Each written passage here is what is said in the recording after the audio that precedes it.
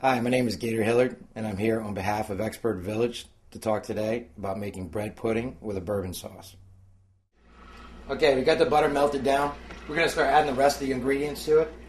You got your bourbon, which we're going to use today, Jim Beam. You just go ahead, add that to it, stir it up a little bit. And like I said, keep your sauce on like a low to medium heat. Like, we're using electric today. I got it like on 3.5, but you can use that. Just stir it up real good. Take your time with it, it's not going to break up on you. You can just smell it, it's great. It's great. You burn off the alcohol.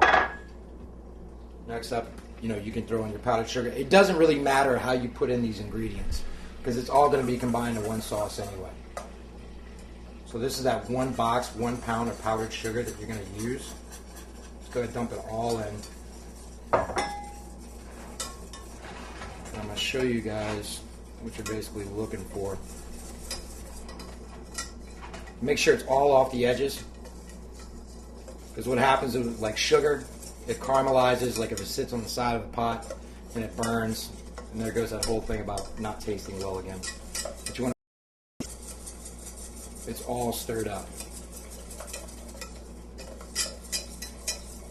You got a little bit of vanilla to put in it. And we're going to try it out.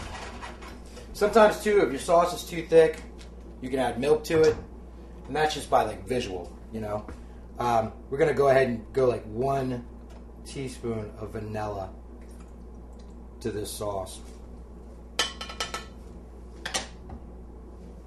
Stir it up a little bit more.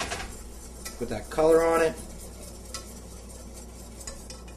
You could just smell it. It smells so good. It's gonna be awesome when it comes to that bread pudding.